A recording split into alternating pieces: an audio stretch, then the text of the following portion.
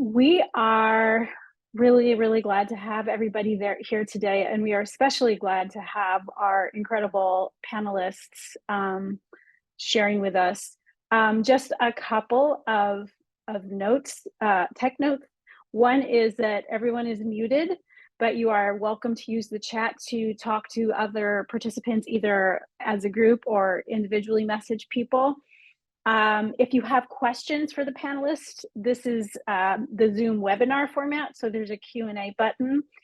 If you need closed captioning, there's the CC button at the bottom that you should be able to use to access that. So let's go ahead and get started. Oh, and we are recording this. Okay, let's see. So this learning series is about instructional observation. And our panelists have all developed some interesting and innovative ways of doing instructional observation as a part of their DRK-12 research. The overall structure for today is I'm going to give a brief introduction right now. These are all Eastern time, these times. And then we'll have the panelists' presentations. In between panelists, you are welcome to slip some questions into the chat that are kind of the clarifying level of question that we might try to address in between as people transition and get their slides going. But we will have like a good half hour plus to have a longer discussion across the panelists. Okay, I think that's the business end of things. So when we look across the DRK-12 portfolio, which is part of what we get to do in our role as CADRE leaders, we see that there's a lot of need for classroom observation, and that these often have a variety of purposes.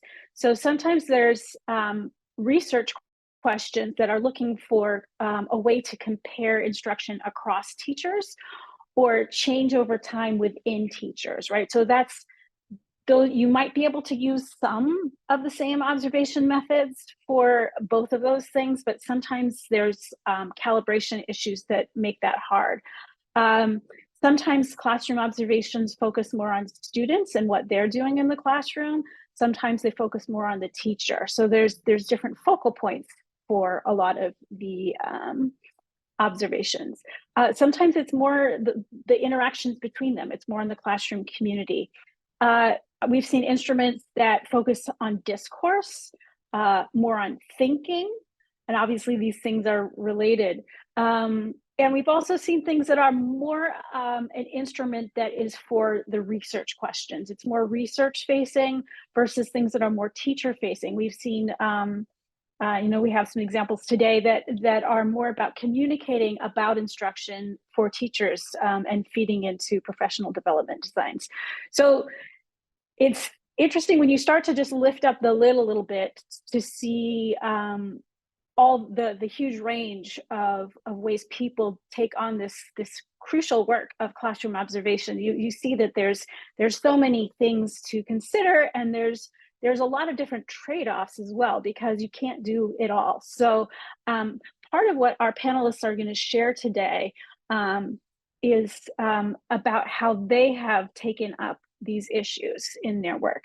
So our three panelists are Jillian Roaring from University of Minnesota, Kara Jackson from the University of Washington, and Pauline Chin from the University of Hawaii. And what I asked them as they prepared their presentations for today was these three questions. What is the role of instructional observation in your project? Is it more for research? Is it for looking at change over time? Is it for comparison, that kind of thing? And then I've asked them to describe their how the instructional observation works, because we know that some of these tools and protocols and so on are like designed to work at large scales, so that a lot of different people with some training can do them, and some are more particular and they really need to be done by people who are deeply immersed in the context and setting. And then finally, what are some of the technical issues that you've encountered in the development or use of the observation tool, protocol, or process, and how have you addressed this in your work? So again, None of these observation tools or protocols can do everything, but they all can do something. And so we have some examples of 3 scholars who have worked with teams of people to offer some really great examples to the field. So without further ado, I'm going to stop sharing and turn it over to Jillian.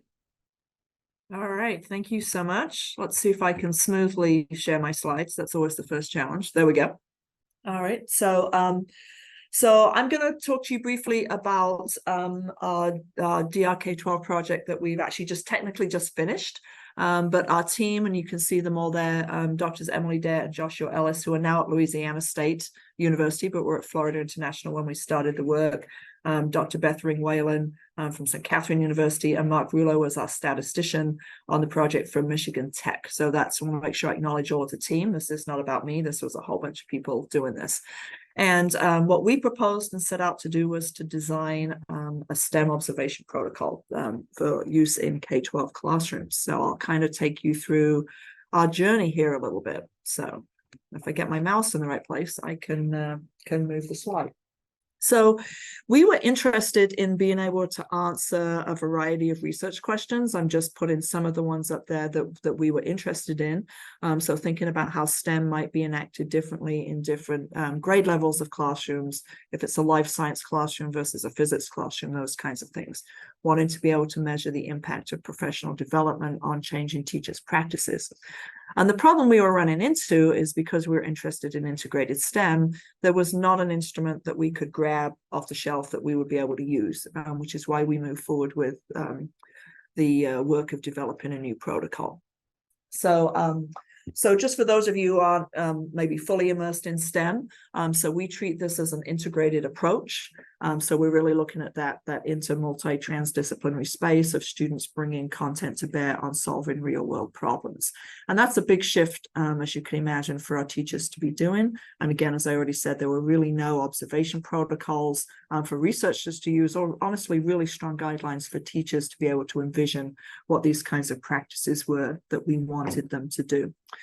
And so, again, that led us to proposing the development of a new instrument. We looked at things like the RTOP and other instruments that are out there.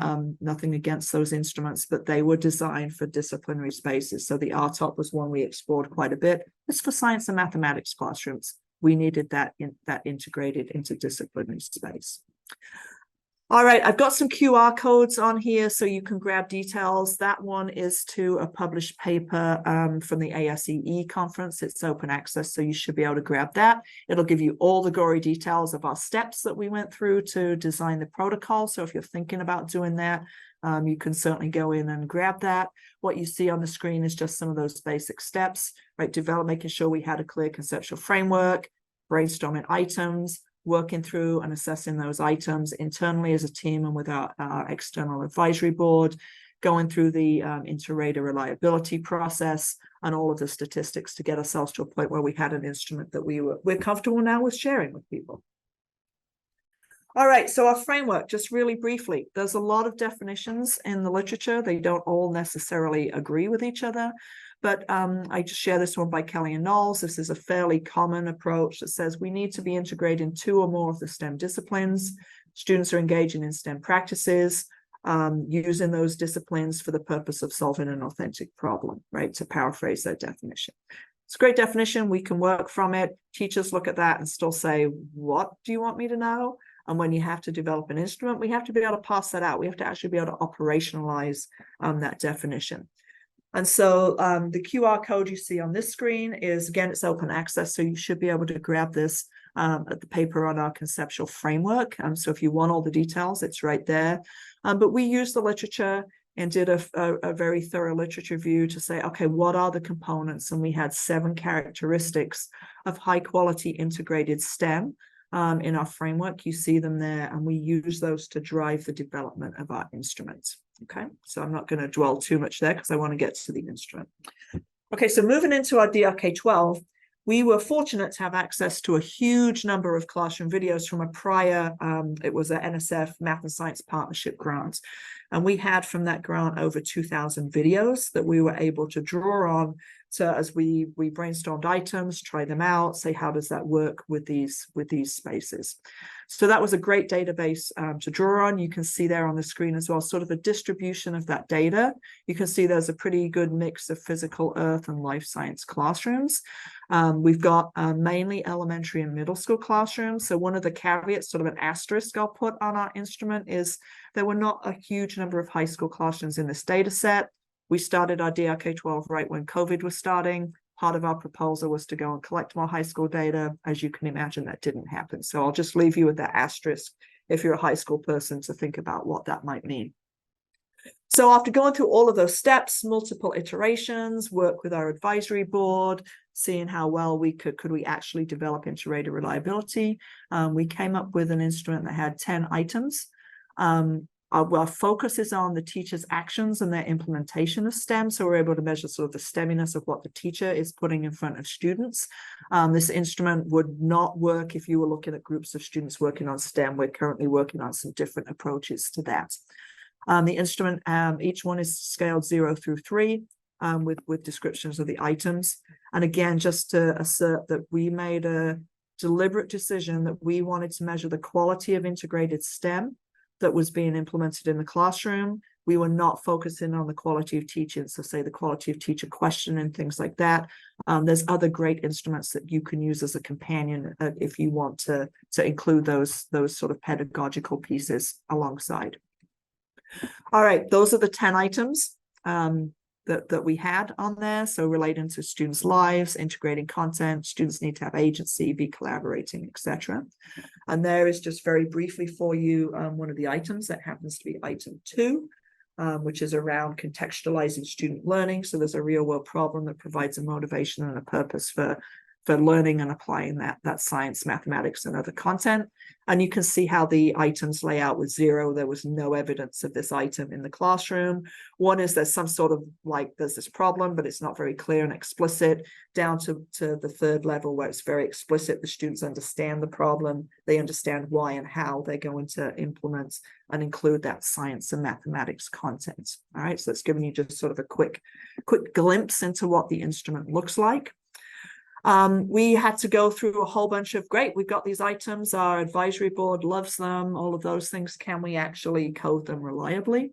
And so we went through, we referred to it internally as STEM bootcamp training. It was me and 6 graduate students.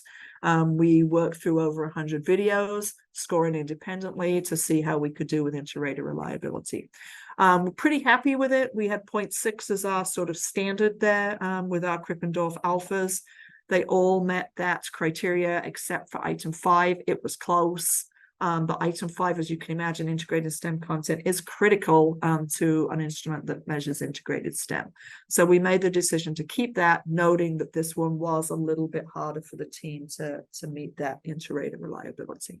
So with inter-rater reliability, feeling pretty comfortable with it. We went ahead and coded all 2030 videos so we could do some more statistical analysis and then also start to answer some of those intriguing questions we had that I flashed up on the first screen. We now felt like, okay, now we can use this instrument and start to maybe address some of those research questions. So what I'm going to share briefly here is we did principal component analysis rather than EFA, because this was sort of we didn't have clear dimensions for the instrument that we were looking to see if we were meeting. This was more exploratory, which is why we moved ahead with principal component analysis. You're going to see 3 screens here that I'll go through really quickly as looking at how the items broke down into components, all right? And they're just different statistical approaches, so with and without rotation, those kinds of things, okay? And so as we go through, different analyses. The only difference here, the same components loading for component 2, same items plus item 2 loading for component 1. Component 3 is all over the place. You can see it's moving around different items and it disappears completely in our last analysis. All right. So we got to a point where like, okay, like we can now say some things about the dimensionality of this instrument and what are the sort of aspects of integrated STEM that we're looking at that will help our teachers to use the instrument and other researchers to use the instrument to say, is this the right instrument for the research that I'm doing? And so I'll put that principal component analysis now onto a different screen so you can kind of get a sense as to what all those crazy stats pieces we're looking at. And so we're looking at basically 2 dimensions that we believe are instrument measures. And this first one is, I'm going to hide my, see if I can hide it here. Okay. I'll just keep talking. I'm trying to hide so I can see some things so I can see better on my screen. But so the dimensions of this are the nature of STEM problem solving, real world problem solving. And you can see the instruments, the items, sorry, that load reliably onto this. So we feel pretty confident in this one that we've got certain items that are measuring that dimension of students' real world problem solving and how those pieces work together. Then we've got the second one that we felt comfortable with. It was showing up with all of our different PCA analyses, which is the nature of STEM integration, the different ways that teachers work to integrate. So using real world problems, using student experiences, right? Thinking a little bit about sort of cultural relevance, right? With that piece, contextualizing in real world problems, looking at how content integrates, and then how careers might be a space also to look at, well, why do we need mathematics if we're going to be an engineer? Those kinds of things. So felt pretty good about that. Just to note, many asterisks in this story. Asterisk on item 9. Item 9 is the one that did not load into any of those dimensions. We're sort of seeing this space where, like, this technology practices is something that needs exploring further. It's probably its own unique dimension, but one item does not make a dimension. And so that would need us to go sort of back and say, what are other technology items that we might be able to pull out of this and say, is there a unique aspect of integrated STEM that connects to technology? So that's sort of it's an asterisk there with item 9. It would take us a whole bunch more work to tease that out.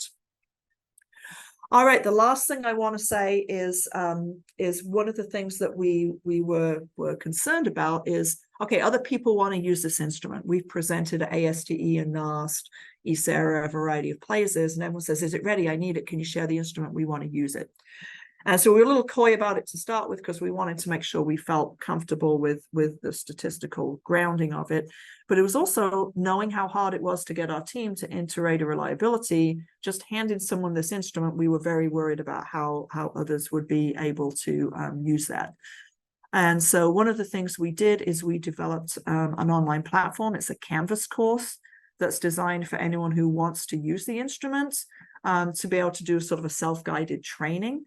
We have a whole bunch of different video clips that we've got from those 2,000 videos, where there's an introduction to each item. You can look at some videos, you can practice coding, see how well you do. So this was our effort to say, okay, great, others are going to use this. How can we better support like broad use of this instrument? So the Canvas site has sort of introductory materials. There's a module for each item with a whole series of videos. And then there's a practice piece at the end where there's 3 full classroom videos where you can try coding it and see how well as an individual or a research team, you're able to meet your own inter-rater reliability. And for anyone who's interested, I'll just pop this up on the screen here. This is almost my last slide. If you're interested, the Canvas site is live. You can sign up for a free Canvas Free for Teachers accounts and access that website. It will take you through, you'll have to do a quick sign up. We give you permission to access that course.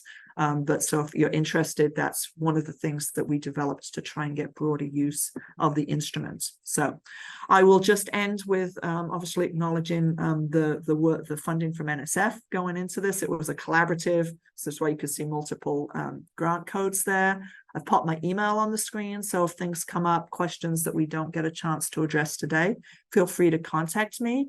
And there's those QR codes again too. If you're interested in instrument development, you're insane, by the way, but that's how we did it. It's a lot of work. And then also the conceptual framework paper that we had for STEM there. So, all right, I said a lot. I talked fast. You'll all be glad that you can go back and grab those papers to get things, but I'll stop sharing here.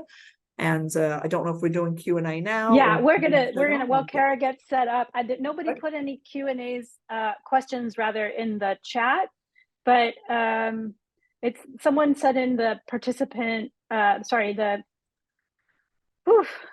the chat, not the Q&A chat, that the Oh. QR code isn't QR working. code's not working. I'm sorry about that. So Erin and anyone else, if you want to shoot me an email, I'll pop my email in the chat here as well. I would be happy to email you that paper. Sorry.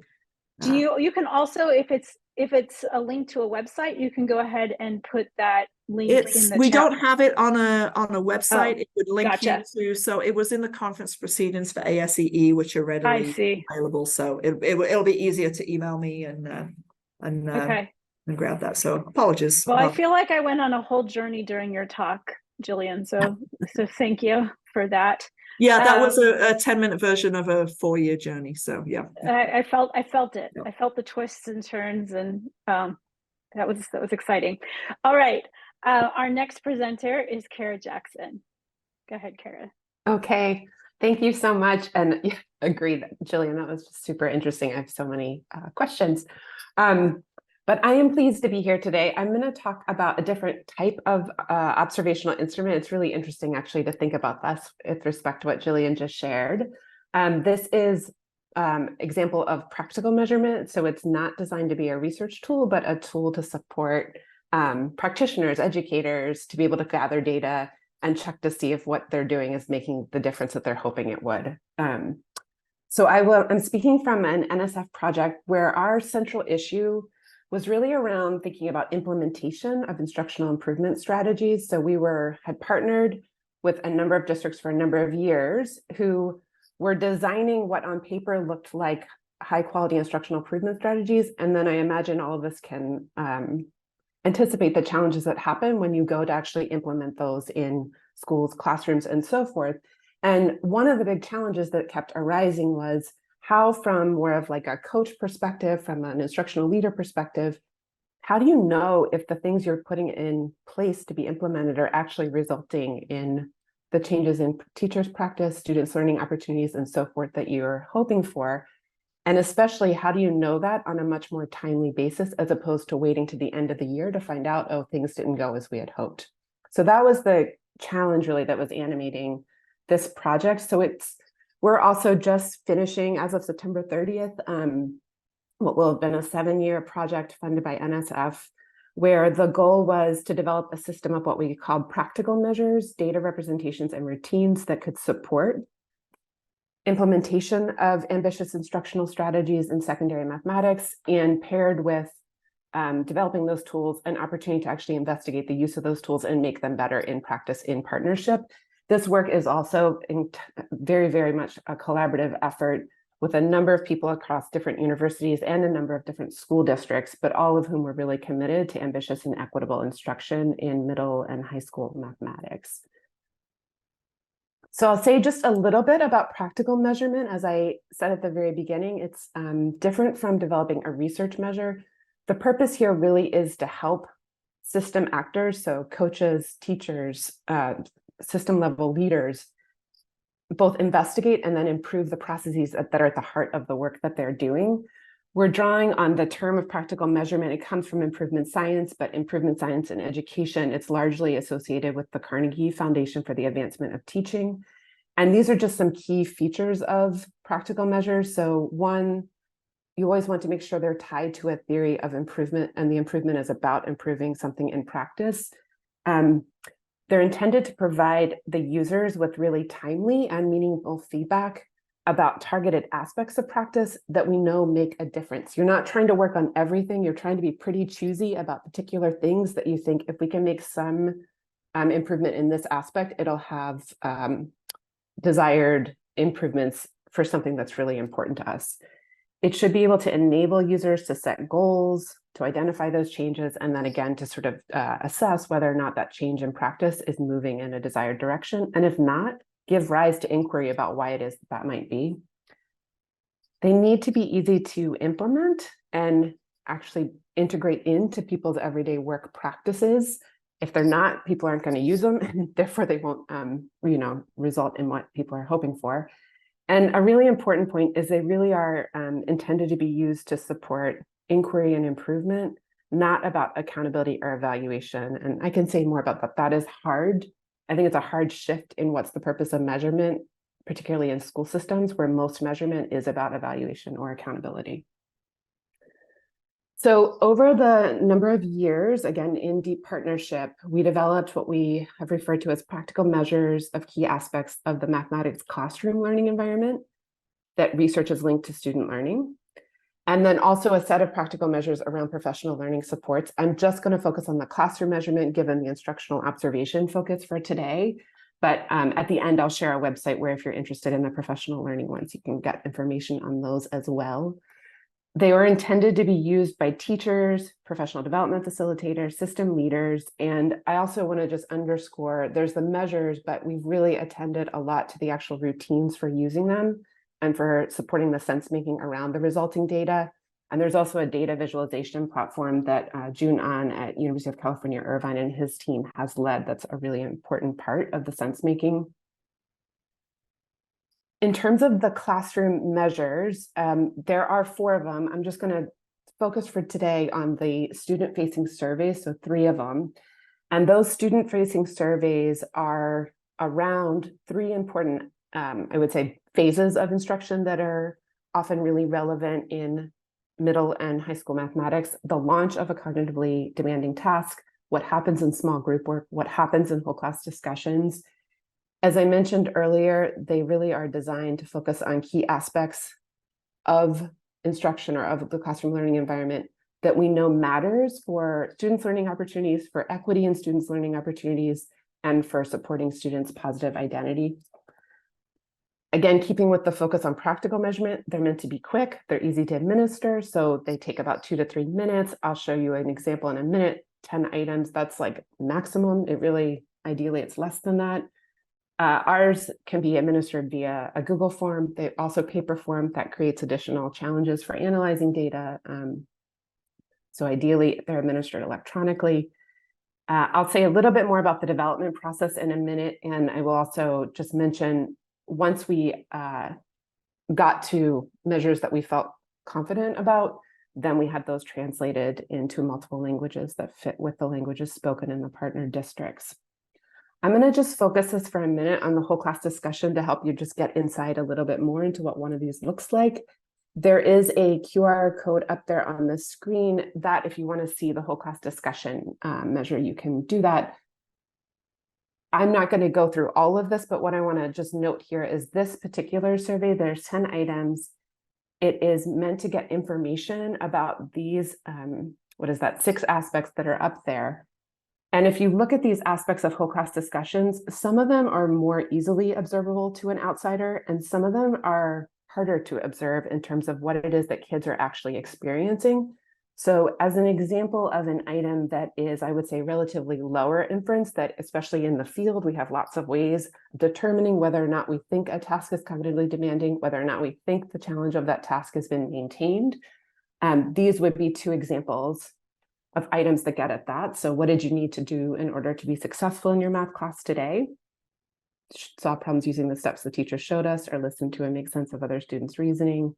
Another one is, was there only one way to solve the problem today? So those are 2 items that I would say, if many of us were to go into a classroom, we would likely see, we could be supported to see the same thing, or making the same sort of inference about what's happening with the demand of the task, and also that students we found could answer these items and it would match with what an outsider would see.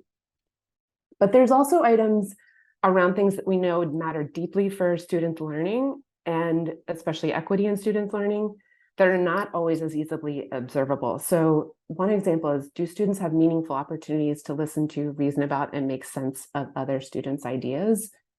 So these items here, did you have trouble understanding other students' thinking in today's whole class discussion?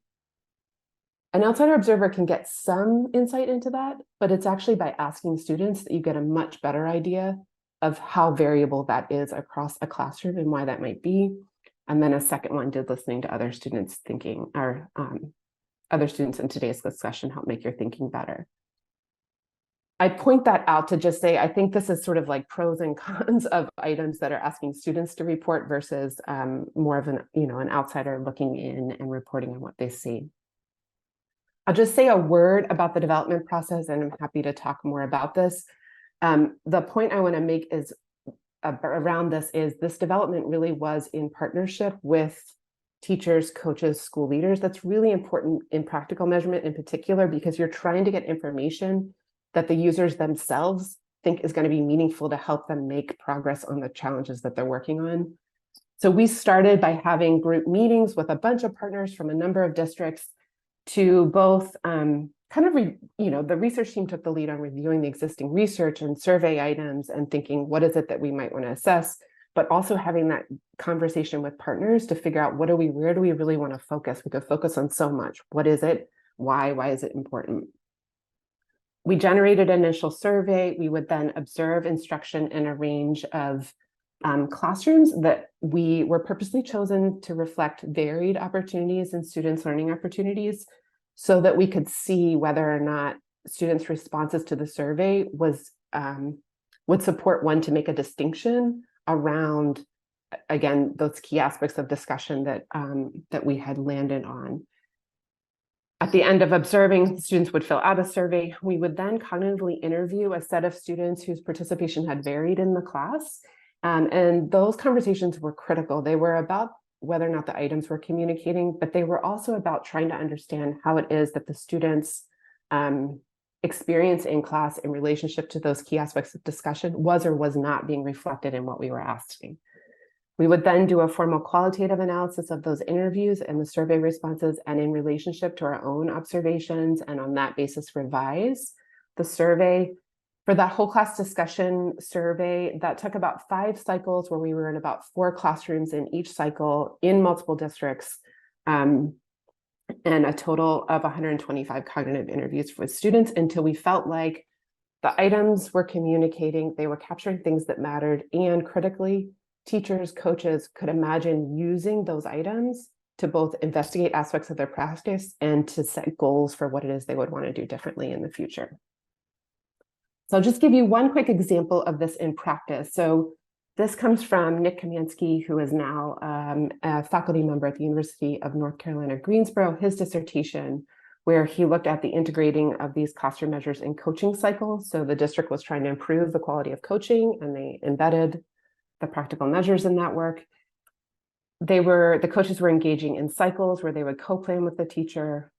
They would either model, co-teach, or observe an instruction. During that instruction, they would administer the classroom survey.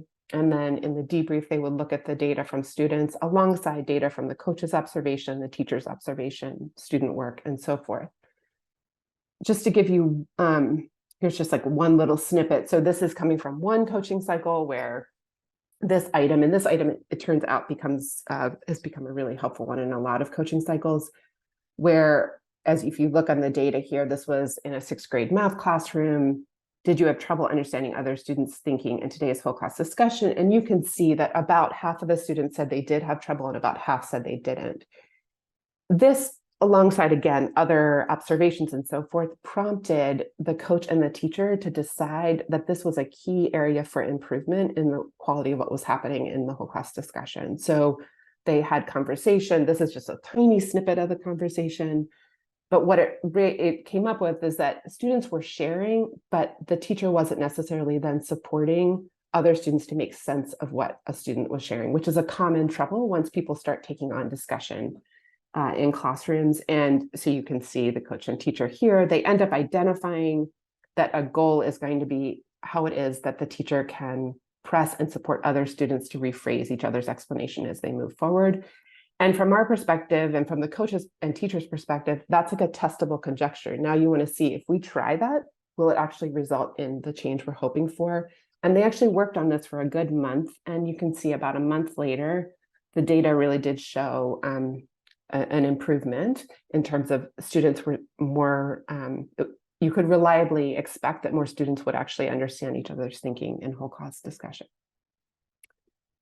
I'll just end by noting a few of the technical, and I would call them also social, challenges that have arisen in this work. On the technical side, I think in the development, it's just knowing that, especially with what I think this is true of all measures, and Jillian, you mentioned this too, it's like you have to figure out what it is you can actually reasonably assess and what you can't. We were never able to get at some aspects of whole class discussion that we know matter deeply, and we could not figure out how to do it on a student survey. So this issue of conceptual versus calculational discourse we have tried, I would love other ideas. We eventually abandoned ship. But, you know, trying to just be really mindful of what it is we are and are not accounting for in these surveys, that feels really important. On the youth side, figuring out productive social routines for analyzing resulting data, and especially in light of the point I made earlier about how data is often treated in school systems, this is what we're after here, and what our partners were after is a real shift in orientation to using data. And so trying to figure out how you support that cultural shift, as well as the actual know-how of how you facilitate those kinds of conversations, it's, I think, an important challenge for us to wrestle with. One issue that also often comes up is that, especially looking at student data, that deficit narratives around students' capabilities often surface, and how is it that you respond to those challenges. Another challenge has just been around, when is it okay or not okay to aggregate or disaggregate data? And that is also paired with these issues of what are the social routines for making sense of those data. Last, in response to those use challenges in particular, our team decided to try as best we could, I think this is actually similar to what you were describing, Jillian, is to be able to give guidance to others on the use of this based on what we've been learning. So we've studied the use of the measures in multiple contexts, and then what we generated was what we call a minimal conditions of use, like don't use, basically it's like don't use these measures if this is true, and it would seem somewhat reasonable to use them if this is true. Technical suggestions, then, but especially I will just emphasize protocols to try to support use of the measures in various professional learning initiatives, and then use cases to give to the field. And I put the website there. This is all up on the web. And last, I'll just end here by saying, again, super collaborative effort. All of these beautiful people have contributed to this work, plus many more that aren't on this screen. But all of this is also available at the website there. Thank you so much, Kara. We have a question for you that maybe you can start to engage while Pauline gets her slides up. It's in the Q&A. It's from Jessica Rigby, and she says, I know that you said practical measures should not be used for evaluation, but do you think the results could be aggregated up at some level to understand the ongoing impact of a broader intervention? So for example, a district implements a new curriculum focused on ambitious mathematics. They want to know throughout the year if teachers are implementing the curriculum well, and so on. Do you want to give that a shot while Pauline pulls up her slides? Yeah, I mean, I can say, I feel like, right, like I feel like in some respects, even what I described, right, you are evaluating, you're taking a stance on whether or not things are going in a particular direction. You have a view of what that direction is. I think what would really discourage is the use of it if it's not in the frame of how is it that we are learning from what we're doing right now and how are we getting better. I think that's the key frame. And we have had a case where one of our partner districts did use it around curriculum. It was around, they were designing, or they were sort of supplementing their curriculum, and they were trying to test and learn, and they were aggregating across, for example, the 6th grade classrooms who had all done the same lesson. What did we learn when this was implemented? But everyone knew that that's what it was being used for. And I think that's also a key bit. So like teachers knowing this is why we're collecting these data, and it is going to be used for us to open up conversation around the what's working well about this particular curriculum and what we could be doing better. I think in the data visualization platform that June An and his team have led, we've tried to talk about it as trying to be as democratic as possible in terms of around the actual sharing of the data, that like I opt in to sharing my data with you, and I know why you want to be looking at my data. And if that's not true, right, then I think that's the so it doesn't line. feel like another surveillance Exactly. instrument in Exactly. schools. Yeah. Okay. Thank you. That's great. Okay, Pauline gets the Hero of the Webinar award because she is coming from Hawaii, where it is a lot earlier in the morning. So we are going to give her grace and appreciation for joining us today. All right, Pauline, it's all you. And then let's do this. Sorry, I'm a little, it's like really early in the morning, aloha kakahiaka, meaning good morning in Hawaiian. It's a real privilege to be here. You can see that I'm taking a slightly different approach. I really love following these two presenters because I can really see how all of this kind of fits together. And now I take the larger perspective. I'm going to take a landscape perspective because I'm coming from the perspective of teachers who are working with underrepresented Indigenous students in STEM, Native Hawaiians, and I'm sorry to interrupt you, Pauline. Right now we're seeing your notes. Are you able to do whatever you did in the practice so that we just see? Let's try that. Is that better? Yes, thank you. Alrighty, sorry about that, gang. So here we see the landscape. Now we think about what this DRK-12 is about. It was really a teacher leadership development intervention. I come from a long background of teaching in the high schools.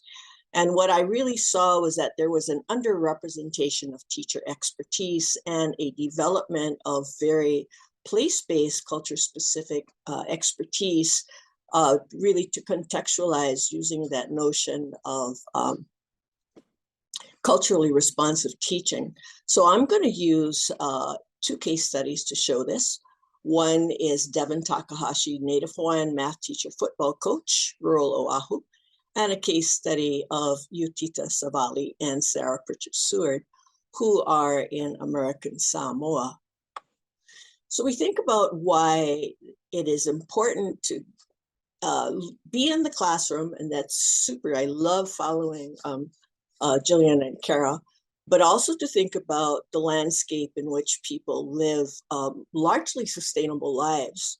And so then what we do is you look at your landscape and say, how much are the voices of the people who lived here before represented not only in our landscape, but are represented in what we teach? And if not, what do we do? So in terms of sustainability, the practices of Tilo in Samoan is very much like the foundational piece of observing, data collection, sharing, etc., making decisions. But the difference is that it's going to be tied into behavior change. It's going to be tied into purposeful learning. So what we're thinking about now is you live in places like small islands. You really have to not crash your resources. You have to be stewards of your resources. And so my class this year is actually looking at climate change. So here on the right, you see the diagram of a ridge to ocean ecosystem. And it's a social political ecosystem called an ahupua'a, still used today. And you basically had to, as much as possible, live sustainably within it, or you would be creating a lot of wars. So thinking about it, how do you then operationalize this? Well, you think about then intersecting knowledge domains. And if teachers are pretty good on the science part, then what you want people to be able to do is have some tools to go into understanding their place and understanding the culture. So community mapping, and that's literally we use Google Earth, we map place-based resources. And then we do curricular mapping, which is to take those place-based resources and connect them to the standards and the structures that teachers have to work with. And then we look at place-based pedagogies, which is going to be community-focused and culturally sustaining. So we consider these three domains of knowledge. And how are we thinking about this? From the perspective of cultural funds of knowledge, culturally responsive teaching, teacher agency, and cultural mental models. Here's an example. This is Devin's way of, and his team. It's always a partnership with teachers, the school people, as well as the community. He is creating a cultural landscape out of a schoolyard. And you can see then that their purpose is not only to teach different types of disciplines, but also to convey culture and language. So here's the overlay. The origin is on what is called an ahu. It's a significant site. It's the pico. It's the origin of the X and Y axes. Pico you can think of as the belly button. That's how I learned it. But you'll notice that you also have the use of language for the cardinal points here. So here you see an overlay of different kinds of knowledge bases. Now in this next slide, you think about the way that you can democratize and personalize learning using Hawaiian measurements. And this one is the Anana. So if you have all of the students and you have them stretch out, this is your instructional observation. Are they participating? Are they engaged? What happens with all of the measurements? You can then develop a structured way of having the students understand how you develop measurements that you then can use for your mathematics. So thinking about all of this, think about the elements of culturally responsive teaching. This in a way becomes a rubric for the teacher to think about engagement, how the materials are being presented, and who is involved.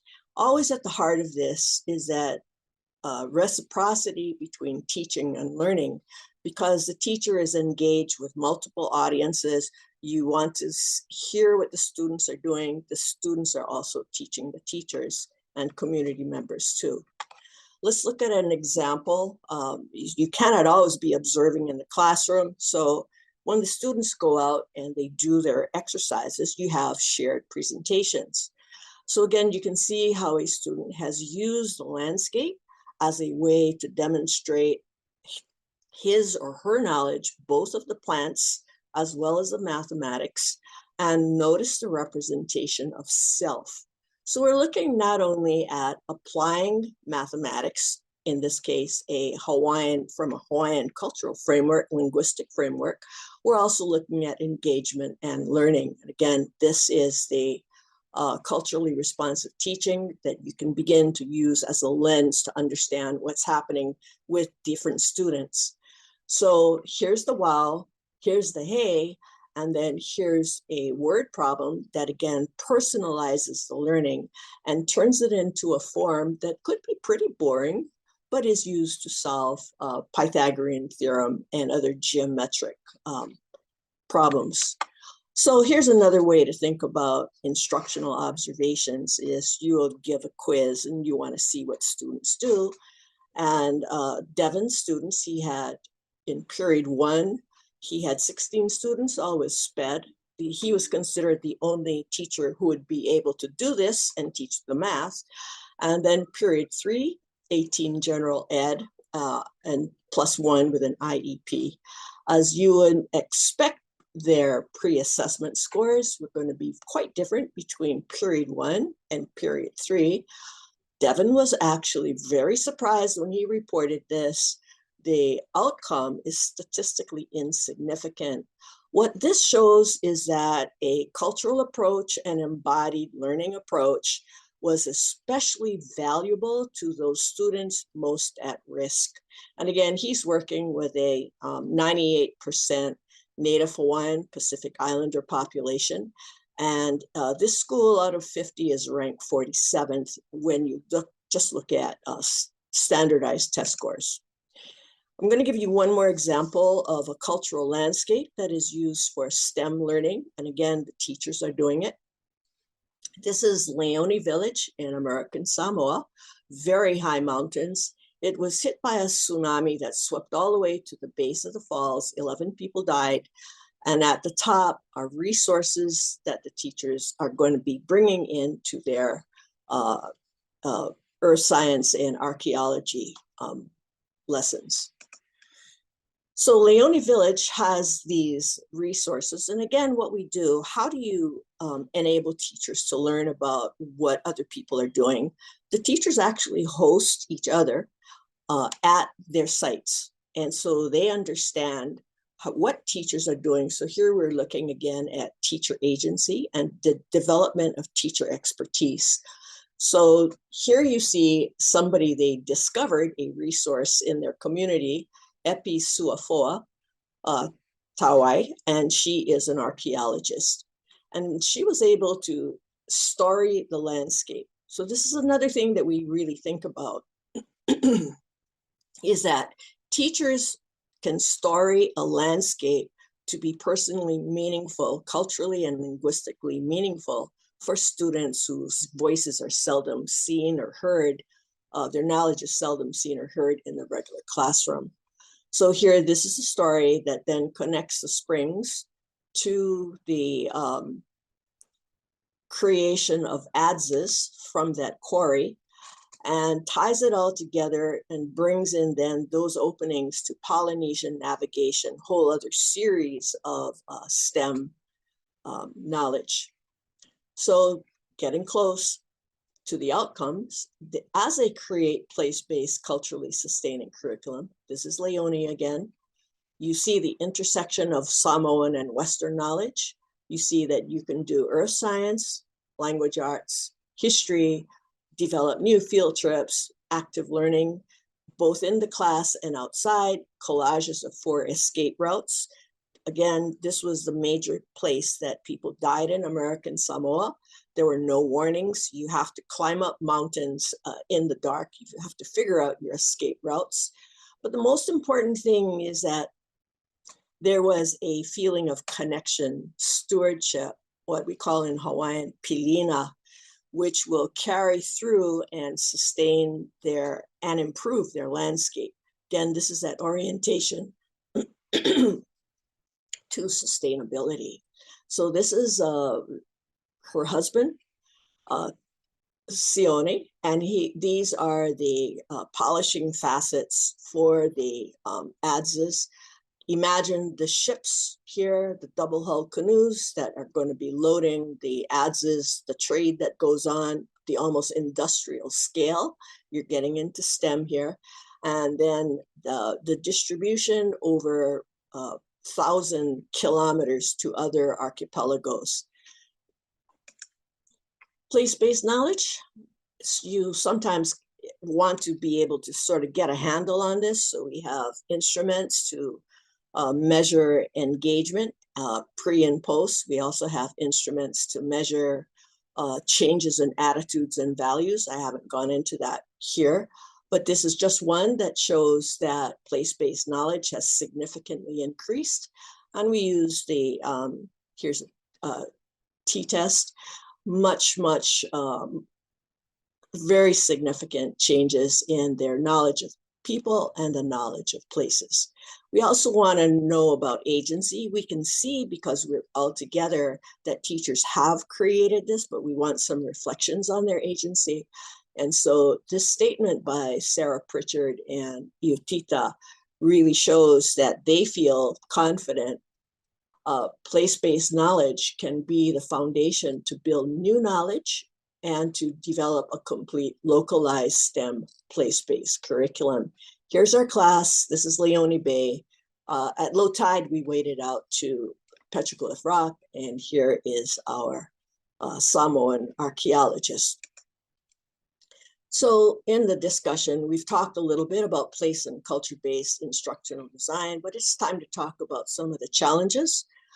This is going to be always an issue where the teacher is not from the same culture or the same community. So you need to build trust, you need to build respect, you need to engage with the community so that the community is actually supporting and guiding the kinds of research that goes on. As you saw with Episuafoa, sometimes there's going to be lack of administrative support for teacher-led initiatives. There are high barriers to community-based learning because you have to sometimes work with teachers where the school has kind of a lockstep curriculum. And then, of course, there's going to be this reliance on commercial texts and standardized tests. So teachers have to learn how to be researchers so that they are able to present data that is going to be accepted by multiple audiences. And of course, there is the inherent complexity of place and culture-based issues and resources because these are dynamic and they change over time. So a teacher has to be continuously willing to learn and to share ideas and to maintain these resource networks. So in conclusion, instructional observation within a classroom and across classrooms is one of many research methods I would suggest that where you're working with underrepresented, racially minoritized students, that instructional observations also occur in the settings in which students live and where community members will help to shape the landscape and what is important to learn. So I want to thank you for your time. I'm grateful to my partners, my students, my colleagues, and of course to NSF support. Here are some of the references that I cited, and be happy to take any questions if there's any time. Great. Yeah, we will have a lot of time for questions. I'm happy to report. Let me share my screen again. Okay, let me do a stop share. Okay.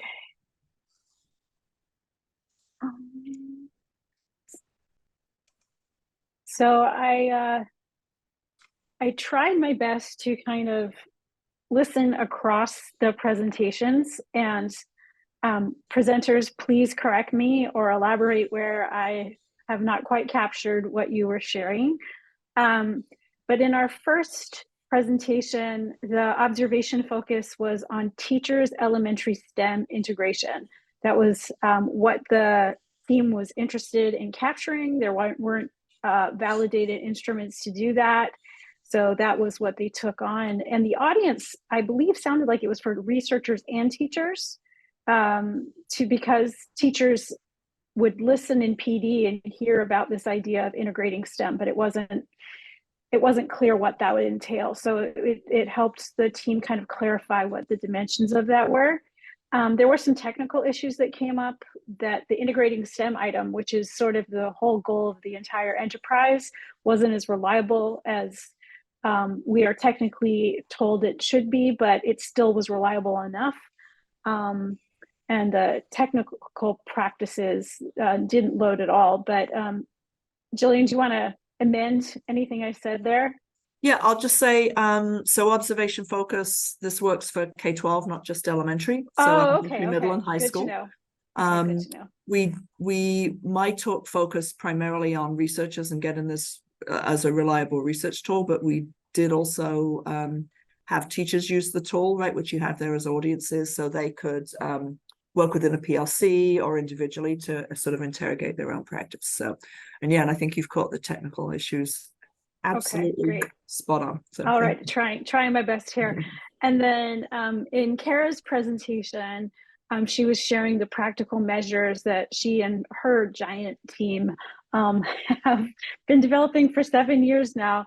And the goal there is the implementation of ambitious instruction in secondary math classrooms. The audience is more squarely practitioners, and a variety of practitioners, teachers, coaches, and administrators.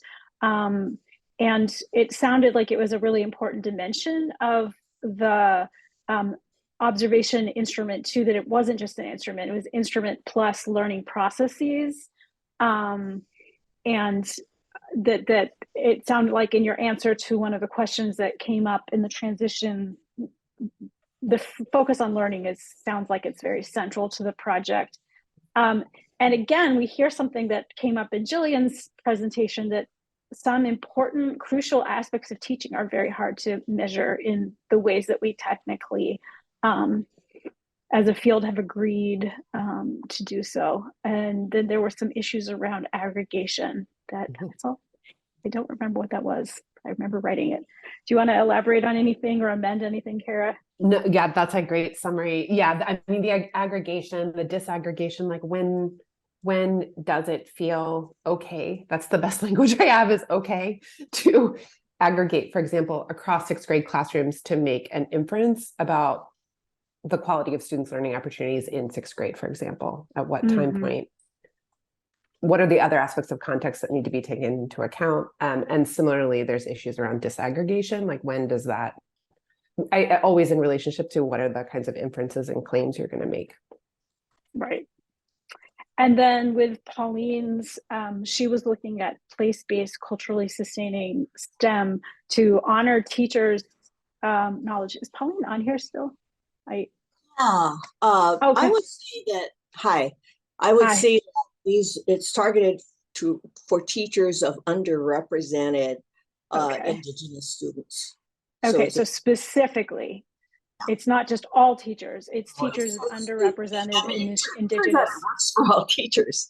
But Mhm. what I was really most interested in is when teachers are teaching dominantly, as shown here, Native Hawaiian Pacific Islander students. And this is why there are multiple ways to assess engagement and learning. And I didn't really talk about the tools that we've developed, but we've also shown, and this is really exciting, that sometimes a values orientation, saying why we're doing it, is actually the most motivating factor.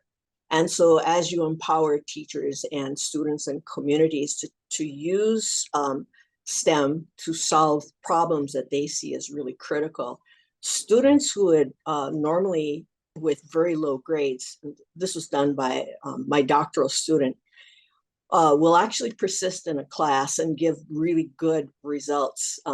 Good feedback, and when they could actually drop out. So she was able to show this for her statistics students. So we have Wow. different kinds of layers. Again, the key thing is that why do students want to learn? Because they want to find that it's going to be useful to their lives and their places. And Right. I talked about Kilina as one of the outcomes. That turns out to be really important. Okay, thank you for that clarification. But it sounds like the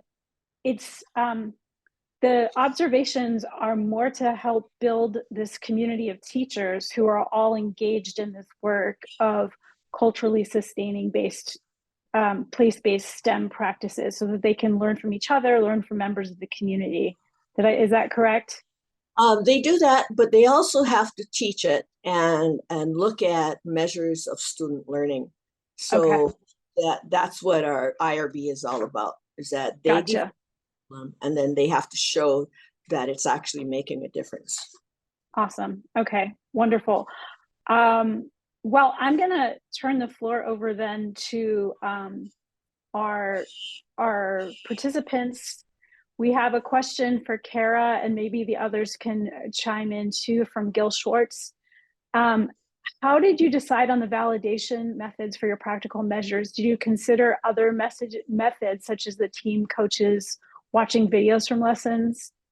And also, I think there's a general interest across all the presentations about what you can and can't capture with any kind of observation tool, protocol, and so on. So Kara, why don't you start, and then we can turn it over to the other panelists too for some commentary. Yeah. It's making sense of validity in the context of practical measurement has been an ongoing challenge. And I want to just name one of our partners on the project with my colleagues, Dr. Marcia Ng at the University of California, Riverside, has been really integral and has led our team. She has a measurement focus in trying to think this, but it's really been I think we've all very much been in a learning stance around this because we weren't developing research measures, we were developing measures that worked for the purpose, as you, I think, summarized really nicely, Lonnie. We're really about supporting practitioners getting better at the work that they're doing. And so given that purpose, we sort of had to think like, so what would make us feel comfortable with people acting on the information that was coming, that was a result of the instruments that we were developing. I think that was sort of our key kind of rule of thumb that we had kept in mind. And we ended up thinking about validity in two ways. So we thought about it, this was really influenced by Pamela Moss's work, who's a measurement scholar, and who thinks about validity in social context. And so we ended up thinking about it in terms of validity for use, which is, does it actually assess what it was designed to assess? Can we feel comfortable about that? And is it appropriate for the intended use? So again, in this use guiding action. And then we think about validity in use, which we continue to investigate, which is when is it appropriate for which purposes, in which context, what might be true about the users, practices or orientations that have made it such that we can see that people are able to use it to help them identify areas for improvement. And they do so in a way that sort of maintains that improvement learning stance, as opposed to more of an accountability stance. And so that's really been based on qualitative analysis of the actual use, and through sort of amassing multiple cases of that and in context with different conditions, whether that be district, school, but also who are the people who are using it, what's the configuration, how have they been supported to learn to do it? Can we start to create some generalizations around both the processes and perhaps the orientations that have characterized more or less productive use? And that's what sort of guided the development of those resources that we've now given to others. But we didn't, for example, it's really interesting, we didn't think about having people watching videos and so forth, in part because, I mean, it'd be interesting to explore how that would have helped us in figuring out this particular assessment. But it was more from our perspective, where the students, they were the ones responding to the surveys. Did we feel comfortable that they were actually accurately able to report on their experience of those whole class discussions? And again, there were some things that we could see, but other things like their comfort in sharing is not really something that you can see from the outside. So it really it depended on those conversations with students to help us know across more and more contexts that varied in different ways. Did students report that indeed they felt like they could report on that, their sense of comfort in ways? And it's really crude. It's yes or no. And that was, guided by Marcia Ng in particular around figuring out, again, what's the kind of information educators need in order to guide their practice, but it doesn't need to be as precise or specific, perhaps, as what we would typically look for in a research instrument. Thank you. That's super helpful. Jillian or Pauline, do you want to add to this validity question, which I think is really crucial to all of these protocols in different ways? Yeah, I mean, with the kind of instrument that we were working with, we were able to use sort of standard approaches, right, for reliability and validity. The piece, though, where we really grappled with somewhat with validity and somewhat with Gil's last part of the question about what aspects were we not able to capture, right? So, one of the big arguments for STEM is around the ability to develop students' 21st century skills, right? And we worked really hard to say, okay, how can we observe creativity, right? As one example in the classroom. And when you have a video or you're sitting in the back of the room and you're really only able to capture what the teacher is doing and saying, we could say, well, there's an opportunity for students to engage, right? But we're not able to capture that. So I think our biggest frustration, both from sort of a validity to what we believe STEM is capable of doing, and what we were able to measure, is we needed to know what students were doing, right? So that shift has moved us to work where we do have videos now of student groups in action, and are we able to develop protocols to observe and measure, let's say, quality of 21st century skills. We've also looked at things like epistemic practices of engineering. I'm really intrigued, having listened to Kara's presentation, is how to sort of pair up we're looking at what and interpreting what students are doing, and then students' view and opinion of what they're doing. They don't always match up, right? So that, I think, becomes really, really an interesting space of could we capture both the researcher view and the student view, right, and look across. So Kara, you've really got my brain processing right now. So thanks for that. Yeah, I'll comment very briefly. I didn't really talk about our research tools, which I said I would deliver as part of the DRK 12. But what we've been able to do is utilize one, and this is very going to be from the culture, which is based upon 6 Hawaiian proverbs, and these are values-based. And so what these do is actually begin to look at things like sense of belonging, total well-being, sense of place, sense of responsibility, sense of excellence. And what we've done is we've put it on a Likert scale system, and this is so that we get student feedback. So I work with teachers work with students, and then bunches of data get fed in. And so what we do is find that across grades, geographies, and even between American Samoa and Hawaii, is that you get some consistent things if you do place-based, culturally responsive teaching. It doesn't matter which STEM, it could be mathematics, it could be geoscience, botany. Students will shift towards greater senses of responsibility, greater senses of belonging, because what we're looking at really is communities of practice. The second thing we do is we have an interest survey, and what we want to do is see how students respond, kind of gauge their knowledge without asking their grades and what their interests are. And so as we do that, again, we find that things will cluster so that they feel outdoor learning is really important. But the other thing is that they feel more responsible and that their activities help them to learn. So we use mixed methods. We use quantitative analysis. We use qualitative analysis. Lately, we've been using Qualtrics. And so in another project, again, we're finding out that teachers want to be able to work with students in a highly contextualized form. And the current research we're looking at is in the context of public health and emerging infectious diseases. So in a similar way, it fits in that zone of how can a teacher be an agent of change, an agent of curriculum development, participation in a learning community. They're always connected to scientists. That's part of the community. Scientists and experts, community members, and together you form your major goals and objectives. So that's another piece that I haven't really talked about too much. Yeah, it sounds like there are a lot of facets, but part of what I get from this conversation is that some of these may be less measurable aspects of your projects.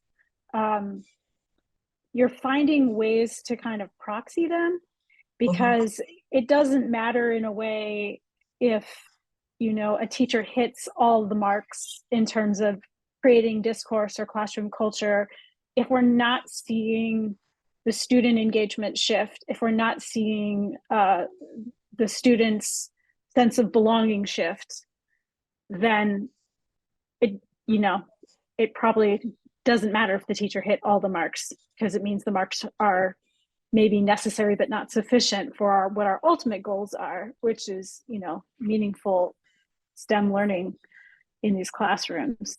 Thank you. That's a really good way to put it. If they're not engaged, if it's not of interest, basically they may be in your class, but their minds are somewhere else.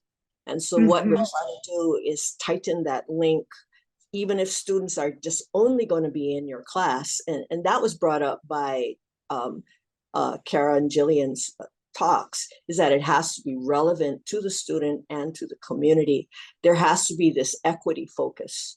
And that's really what we're trying to address. Right. No one put any questions right now in the Q&A, but we have some of the questions from registration. So I'll move to those if people don't, but please continue to put things in the Q&A as they come up, as folks are talking and responding. In our registration, somebody was asking about how you deal with the fact that a lot of times instruction happens in a unit versus a lesson, and a lot of observations designs are geared toward lessons. So how do you deal with those kind of grain size issues in your work? We can just go across and have you each answer. I got to jump in because I don't know who asked that question, but I feel like you reside inside my head. It was one of the questions we included in our proposal, and we're still, even though our funding's done, still working on this as a team, is the day versus unit conundrum, right? And we had the luxury from the previous NSF work that we had every day of these units, right? So that 2,000 plus videos represents a smaller number of units, right? So we're starting to interrogate other sort of trajectories of learning, if you will, right, for certain items over time. And can we help sort of pinpoint that? It's messy. We're beating our head against a statistical kind of wall, a bit of a conceptual wall with that. Where we've been successful is with teachers, is when teachers are using the instrument, they understand the context, right, of where they're at in the unit, and they know what's coming next, right? So they're able to say, okay, well, we scored 0 on item 7 or whatever, but tomorrow we're going to be doing X, Y, Z, right? So it's worked well in that regard, but that's one of the big questions we actually have remaining that I didn't mention is people who are going to use our instrument probably are not going to observe every day of instruction. So that's, yeah, we're working on it. So that was a non-answer. So sorry. It validated the question though. Yeah. Oh yeah. It's a huge question. But yeah. Because these scores can vary quite wildly depending on where you're at in an engineering design challenge, for example. Absolutely. Right? Maybe I could. Kara, you're muted. Okay. I'm sorry, Kara, were you talking to us or someone in your household? No, I was talking to my mother that I was still here. Okay. Was All right. Fair enough. Hi, So, Mom. Okay, Pauline, you're going to go next. I'll respond really briefly. What I tried to show in my presentation is cross-scale measurements. So this is what the teacher would report. So basically what they do for me is essentially a unit. In some cases, teachers will completely rethink their entire curriculum, but they report back a unit. And then you can see that there would be pre and post tests. So that's fine grain for specific standards and activities. And then there is this final presentation that shows what a student is thinking about. And that would be that slide of that PowerPoint by that particular student. So there is then, and then on that broad scale, Devin hosted the class in his Mala. And so we interacted with his students and we could see that they could tell us what they were doing. So there are multiple ways for a place-based, culture-based kind of a program to look across scales and to understand from fine grain to kind of like the larger perspective. So we try to do that. Yeah, it seems like your work, Pauline, centers the phenomenon itself of a certain kind of teaching and is looking holistically and building out observation and measurement from there. Whereas Kara and Jillian are trying to develop things that are a little more generic to different approaches. And so I think that that's probably an important tension to consider for the folks who are watching or participating in this webinar is what your goal is. If, Pauline is after a very specific kind of teaching that she wants to support the teachers in developing. And so it's really interesting. Another question that was added in the registration was about the researchers' involvement and engagement with the subjects of the research. So I assume that could be, school-based folks, community-based folks in your case, Pauline, students, and so on. How do you manage that? And then, I see we also have a new question in the Q&A as well. So we'll hopefully have time for both of these. I could address that really quickly and then pass it on because I am really impressed at this huge scale of the work by Jillian and Kara. When you're working with underrepresented communities who very often have a negative interaction with government agencies and school systems that consistently show that their people are really not very good at academics, you have that initial time to develop relationships and develop trust and to make sure that you have this kind of collaboration, this community of learners. So it does become complex. You do have to maintain good relationships with people, and you always have to really be listening a lot. So that's from this side. Yeah, involvement is not optional in the kind of work you're doing. Yeah, because it is relational work fundamentally. Kara, Jillian, do you want to give us a Sure. take on this? Yeah, I mean, I think so the work that I was describing, the development work, all of that took place in deep partnership where we were members of research team and educators, both getting together to develop the actual instruments and then in the classrooms together, seeing what happens, and initially also engaging in lots of sense-making conversations, an effort of improving the design of the instrument, but then also studying the use. It's interesting, like there is a tension too. We were funded by the National Science Foundation. We wanted to create instruments that could be of use to the field. And part of that was also trying to press ourselves to not create what we kind of internally referred to as boutique measures. So it's like it was purposeful to have actually 3 school district partners at the start who were in pretty different contexts. They had similar goals. So we needed to be able to say what was true about all of them, but also what was different.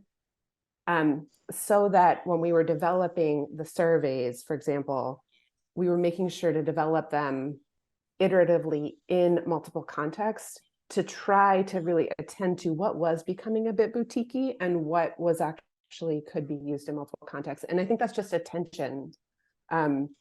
We also from the start said we're going to create these, but with sort of a Creative Commons idea of people can make adaptations, and also trying to be mindful of, we also learned a lot along the way of things that we are pretty sure would not result in a good item on a measure. And so that's just another tension I also feel of the wanting to be able to adapt and also honor the wisdom that sort of come from trying things out in lots of different places. Yeah, I'll just sort of second what Kara said. I mean, it was really trying to get an instrument that could be broadly used, right? Still developed in context with our school partners, right? We had teacher panels as well as researcher panels, right? Giving feedback, those kinds of things. So we wanted it to be true to classroom practice, but also knowing, because integrated STEM is such a new approach, that's what our practitioners were telling us might not be the ultimate goal of policy. So we felt a little stuck between the rhetoric or policy of integrated STEM and what it can do with what is right now in the classroom. So some of our items, we didn't observe a lot in these classrooms, right? So we started to use this language of aspirational items, right? That things that we didn't want an instrument that just measures what is right now, knowing that this is a developing thing in classrooms. So we wanted the instrument to have growth, if you will, right? As teachers adapt their practice. I'd say that was sort of one of the issues we had to grapple with, like, right, the context of where our teachers were at and knowing where we felt we could with professional learning elevate them to be. That was messy for us. I have so enjoyed this. It has made me think so much about how complicated classroom observation is in research and practice, to be honest, and so many different ways of approaching it. And I'm just delighted at the productive points of contact and contrast across your projects. Just a couple of housekeeping items. Liana put in the chat a survey. It's going to take about 5 minutes. It's a 4-question feedback form. If you all who are participating the participants, if you could please take a moment to fill that out, we would be grateful. The other thing is that the way we do these learning series, for if this is your first one, is we have this sort of presentation so you get to know some of the issues and how the different scholars have approached them in their work. And then we have a follow-up webinar coming on November 9th from 3 to 4 Eastern, and you can register for that. And those are consultations. They're not talking head format. It's like breakout rooms. Like, so you can talk to Pauline, you can talk to Kara, you can talk to Jillian about something that you're trying to develop, about an instrument you're hoping to use. and get some feedback and assistance, hopefully to help you make stronger use of classroom observations in your own work. So thank you again to our incredible panelists. Seriously, my head is going to be spinning about this the rest of the day. Pauline, I hope that you get an early bedtime tonight as compensation for having to get up so early, and we really appreciate you doing that. Thank you to everyone who's come and participated, and for all your questions. Thank you for those of you who are going to be watching the recording later. And of course, thank you to the incredible CADRE team for all your technical support. So thank you so much, everybody.